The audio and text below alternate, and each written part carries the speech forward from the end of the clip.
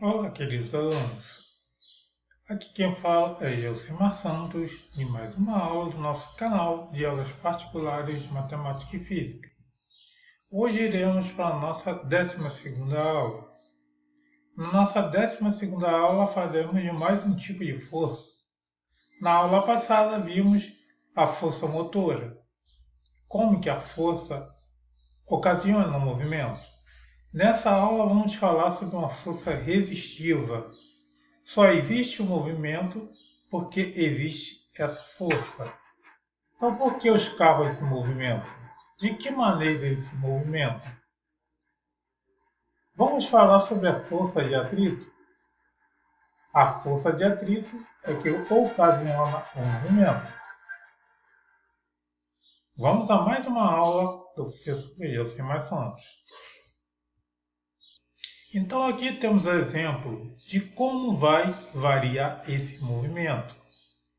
Como a força de atrito está relacionada nesse movimento? Veja que o solo possui uma estrutura, umas ondulações. Essa ondulação se encaixa com o móvel, com a partícula que está em contato com o solo. Então aqui na setinha laranja teremos a nossa força. Vamos colocar o somatório dessas forças, os valores, a massa e a velocidade. Veja que aqui o nosso atrito está no meio intermediário. Ele não é nenhum nem muito. Então imagina que essa superfície tem atrito e eu tenho uma massa de 50 kg. Para que esse objeto se movimente, é necessário que o nosso robozinho dê uma força maior do que a força de atrito. Só assim ele vai conseguir se movimentar. Então veja, a força de atrito, se for 10 N e a força do nosso robozinho for de 10 N, o objeto não sai do lugar. Então veja, temos em vermelho a força de atrito e a laranja a força a ser aplicada.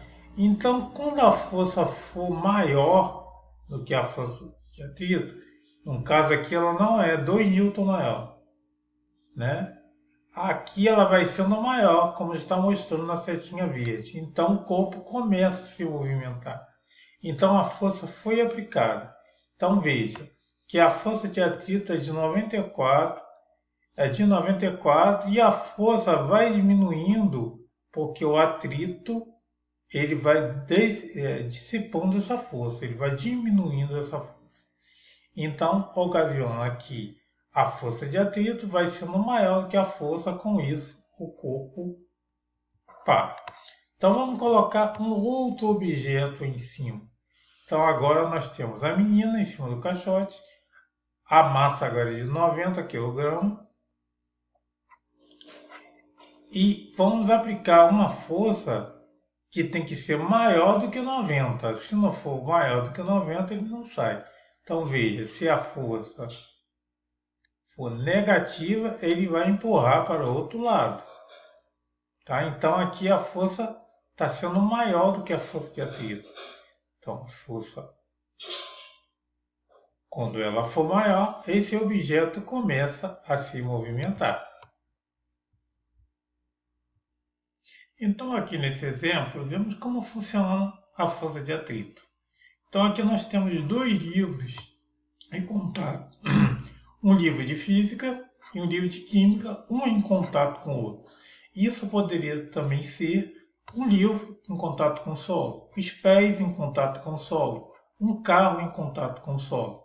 Veja, uma superfície que é do livro verde, que poderia ser solo, ele é cheio de moléculas, né? E essas moléculazinhas, né, elas formam a ondulação do objeto.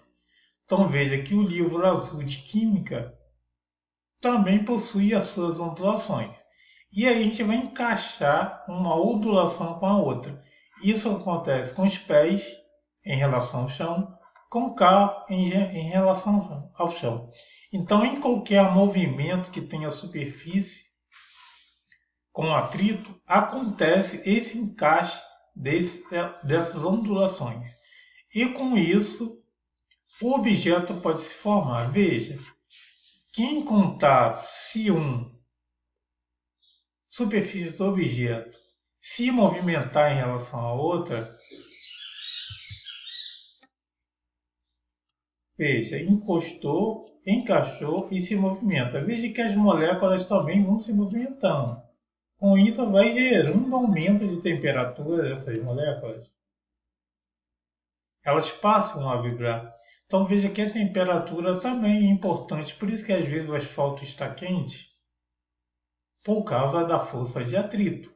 Você cai ao chão e se rala por causa da força de atrito, que é contrária ao movimento.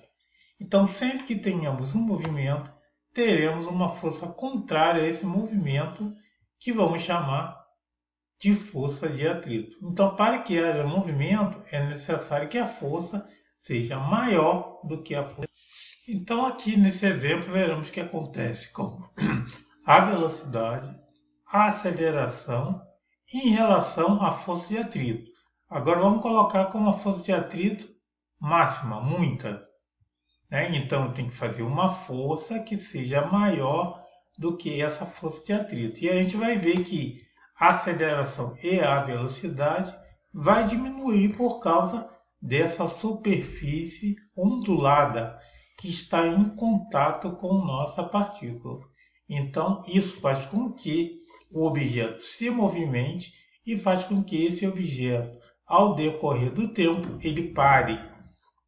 Então vamos colocar aqui a força máxima. Veja que como o atrito é máximo, o objeto não sai do lugar. Então vamos diminuir essa força de atrito. Vamos colocar a força de atrito no meio. Agora vamos aplicar uma força maior do que a força de atrito. Quando aplicar essa força maior, veja que o objeto se movimenta. Ele não se movimenta muito porque a força de atrito ainda está muito grande, quer dizer, a superfície está muito asporosa em contato com o nosso material. Então o objeto se movimenta pouco. Vamos diminuir essa força de atrito, colocar bem pequena. E agora vamos exercer uma força grande sobre ela. Então veja que o objeto se movimenta mais do que no exemplo anterior. Vamos tirar toda a força de atrito agora. Não tem força de atrito. E vamos fazer uma força contrária para que ele se movimente para a esquerda. Então veja, o objeto ele vai se movimentando ao decorrer do tempo porque não tem atrito. Então o movimento vai ser contínuo.